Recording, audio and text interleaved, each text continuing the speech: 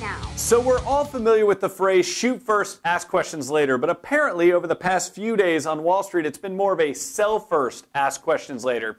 Thanks to the S&P downgrade of the United States as well as the debt ceiling debate going the way that it did, what is all this action and all of this turmoil on Wall Street really meaning for your clients? Some of those that are in the process of buying a home right now might be calling you up saying, I don't know, we're having second thoughts.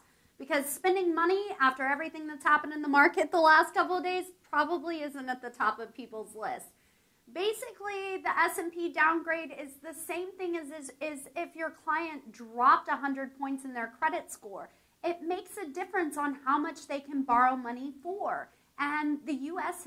has dropped in their credit scores. So they're going to have to pay more money to borrow money.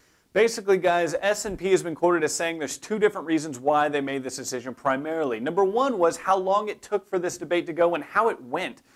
Basically, they said this has happened dozens of times since the 1960s, and the debate never went as fierce as it was, and it never took nearly as long to make a decision as it did this time. So that kind of creates a bit of volatility. The next reason they're quoted as saying is, look, they wanted $4 trillion in deficit reduction, and the debate only got them $2. In the future, there's a lot more things that are going to have to come into play before people are really going to have a clear explanation of what's going to happen. For instance, S&P dropping us down doesn't necessarily mean that Moody and Fitch will. So we have to hope that other credit scoring systems will not decide to make the same decision. Guys, the big thing to remember is that as we've discussed numerous times on the show, it's important to remember who you're talking to and to remember your audience when you talk with them. You have three different clients right now. You have the clients that have already closed that are sitting in a fixed interest rate. Not that big of a deal. You might have a conversation with them, you might not. You have clients that you're currently closing with, and for them, things probably aren't going to shake up all that big a deal.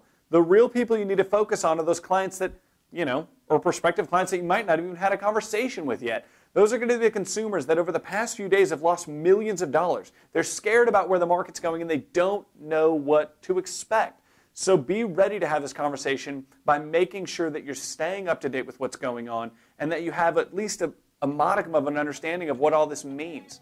Anyway, if you have any questions or comments, be sure to leave them down below. And if this is your first time here, be sure to subscribe for free over on the side. And as always, you can check us out on Facebook, follow us on Twitter, or even hang out with us on Google+. Bye, guys. It's going to be here before you know it. The baby room or the baby? The baby. The baby. The baby room is hopefully already in your home. I don't know. I was hoping they would deliver that too.